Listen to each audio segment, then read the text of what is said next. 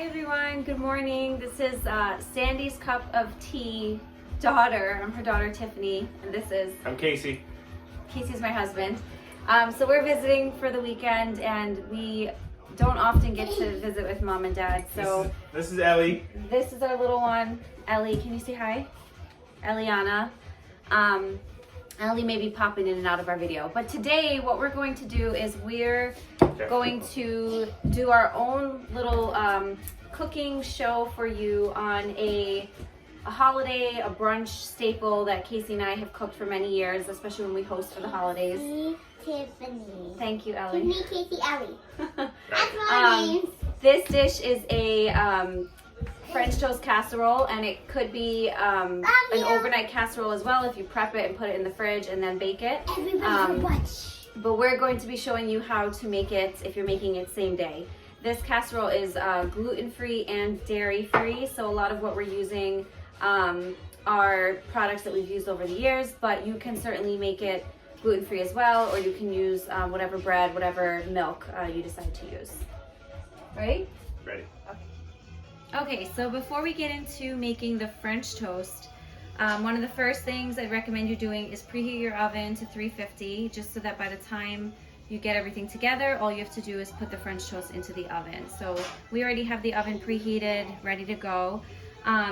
This is optional, but what I sometimes do is I will cook down some fruit to put it into the French toast. So for today, what we're gonna do is we're gonna be cooking down, these are 3 chopped gala apples.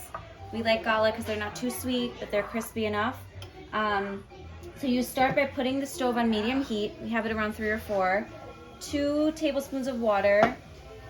This is 1/4 cup of pure, 100% pure maple syrup. I'm just turning it down a little so the syrup doesn't burn. So you put the syrup into the pot.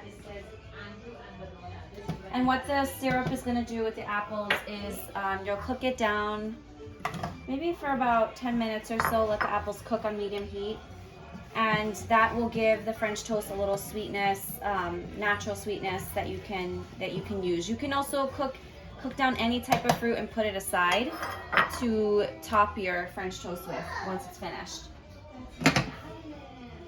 So we're gonna let that cook down, and then we're gonna move over to the French toast. Now we're moving on to the French toast portion of the recipe. I have everything kind of prepped for you to see, but we are using the gluten-free, let me undo this so you can actually see. This is Canyon Bakehouse. We've been baking gluten-free for a couple years, and I found this bread to be the closest thing to non-gluten-free bread. Yeah, I think it makes actually better French toast than a lot of the regular breads. It does. It's dairy-free, soy-free, nut-free. It doesn't like crumble up, which a lot of gluten-free products can do. So we really like Canyon House. For this recipe, it's part a half a loaf of the Canyon House cinnamon raisin bread, and then we did a full loaf of the Mountain White. This is just some extra Mountain White bread that I had, so I wanted to show you. So a loaf and a half of whatever kind of bread that you want. We did Canyon Bakehouse. The cinnamon raisin, putting a gluten-free cinnamon raisin in there is a nice option because it does give it, again, some color, and it gives it a little bit more flavor. What we're also going to add to the casserole is 5 whole eggs. This is 1.5 cups of, we have dairy-free milk. We're going to choose oat milk for today. We have used almond milk or coconut milk in the past, but oat milk has a really creamy flavor to it. But again, if you want to go, you don't want to do dairy-free, you can do a regular 1.5 cups of milk. Yeah, we've become big oat milk fans lately. It's really good. If you have not tried oat milk and you are not allergic, you have no allergies, I would highly recommend you try it. And then for cinnamon, because of course you need cinnamon in a French toast casserole. Well, for us we do. We're going to do 1 tablespoon of cinnamon, so I have that out. And what we're going to do is we're going to combine it all. So I will have Mr. Casey help me with that, and then we'll show you the next steps after that. You notice we have some additional attire. We just got yelled at by my mom that we weren't wearing our Sandy's cup of tea apron, so we have it on, Mom. Define yelled at. Okay, well, she mentioned it. All right, so we're moving on to the French toast casserole. So we have our 1.5 loaves of bread, gluten-free bread, all diced up. You can cut them up like this. Doesn't have to be too small, but evenly to some extent so they cook evenly. And all of our ingredients that we're going to put into this big bowl. And Casey's going to help me mix. So let me take you. He's going to be my mixer as I talk you through what you do next. So we have our 5 whole eggs. He's just gonna quickly beat those for a little bit, just enough to get the egg yolks broken. And then he's gonna add that to a bowl. I'd recommend using a bowl so that you can mix everything together, because what we're going to do is put the whole mixture into this and then toss the bread in it to make sure it's coated. All right. Pour that in there. Good, so 5 eggs are in. And we have what, 1.5 cups? 1.5 cups of Oat milk. Oat milk. So whatever milk you choose, it'll be about 1.5 cups of that. So he adds that to the bowl, and then we add the 1 tablespoon of cinnamon, ground cinnamon. Oh, fell right out. And then you're gonna mix that all up. Yeah. All right. Okay. We're all mixed. We're all mixed up. So Casey's gonna take the mixture, pour it into the French toast, or the toast. Now it's French. The bread. The bread.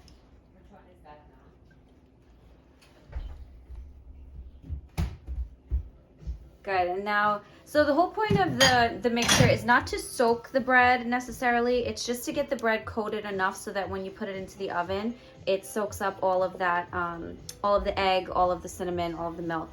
So, hi Ellie. All right, so I recommend you toss it with a tong. Sometimes mixing it with a spoon can make the bread too soggy and break. So if you have a tong, you can toss it with a tong until you notice that the bread is wet and it's soaking up all of that mixture. So it takes like a minute or 2 to do this. See the eggs kind of sink to the bottom. Yeah. While Casey's doing that, let me show you what is going on with the apples that I put on at the very beginning. The apple mixture that we started at the very beginning. This was 3 whole apples. We used gala to cook down with 1/4 cup of 100% pure maple syrup. So this will be what we're going to be putting into our French toast casserole. And like I mentioned, you want to make sure that the syrup cooks down, because you don't want your French toast to have all this extra liquid. It can take actually much longer to cook the toast through. So this is about softened where we can put it into the French toast, and then it will cook even more once we pop the French toast into the oven. So we had this on for about, what, I'd say 10 minutes or so, 10 to 12 minutes. And again, you want your apples to be just soft enough. Like you see how that has like a soft texture and it's kind of syrupy looking. That's what we're looking for. And this will give your French toast some more flavor. Like I mentioned, you can also, any fruit you cook down, you can put that on top of the toast afterward. If you don't want to put that into it to bake, you can put it as a topping. So we're going to add this to the mixture that Casey just mixed, and then we're going to put it in the oven.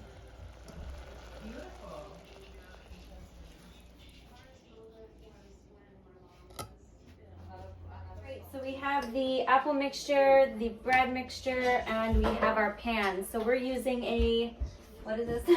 I'm not good with numbers. I think it's about 9 by 12 or 8 by 13. Okay, so this is, I think it's a 9 by 12 non-stick pan. Hi Ellie.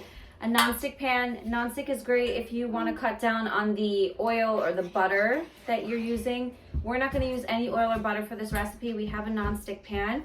And one hack that I do have, if you don't want your bread to stick, is if you are cooking down any fruits, use some of that syrupy sauce, like I have a little bit in the spoon, and just coat it at the bottom of your pan. And what that's going to do is it's not going to soak your French toast, but what it will do is it'll prevent the bread at the bottom from sticking, and it'll also give the bread at the bottom like a nice sugary taste that's all natural. It'll crisp it a little bit? Yeah, it'll crisp it because you're using syrup, you're not using straight sugar, so it'll give it a little bit more of like that natural brown at the bottom.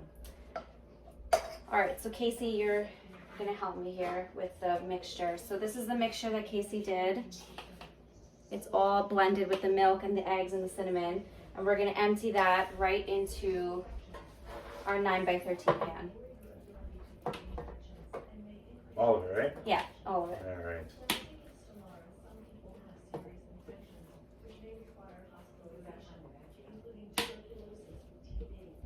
So if you're using a loaf and a half to a 9x13, it should be just enough to fill it almost at the rim of the pan. So we just even it out a little bit? Yep. All right. Make sure it's nice and even. You could do a little shake Shake and bake? shake and bake. Shake and bake at the bottom so that anything that's uneven will kind of even itself out naturally. And then last, you put the... Caramelized apples? They're almost caramelized. They're like cooked down a little bit. You put this up at the top.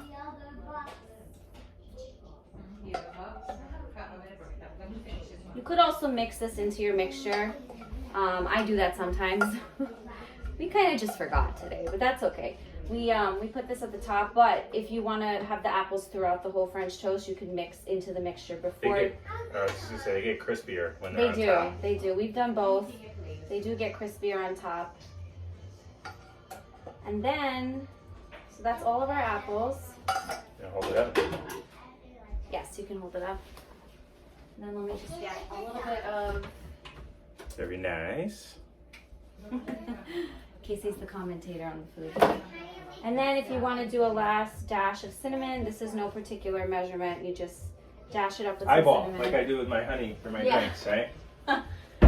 The eyeball method. You dash it with some cinnamon. It's all ready to go. And we're going to pop it into the oven. So come follow us.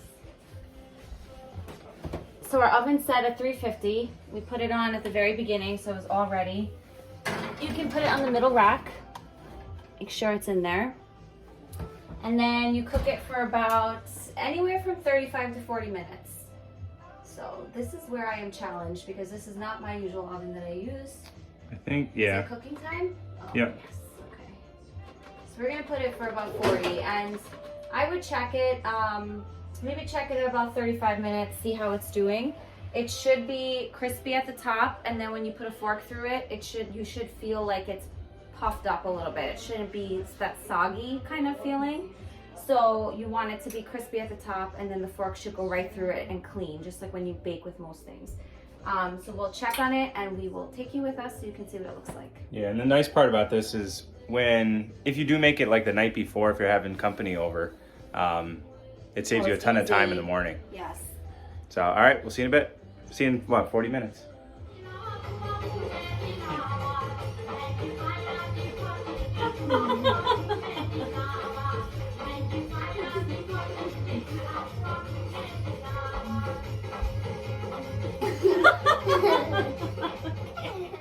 All right, food is finished. French toast, what do we do, 40 minutes? Finito, yes. So I think I said 35 to 40 minutes, took about 40 minutes, and we'll show you what it looks like when it's finished. Let me just grab the camera. So here it is. Is it pretty? Yeah. Added a little bit of...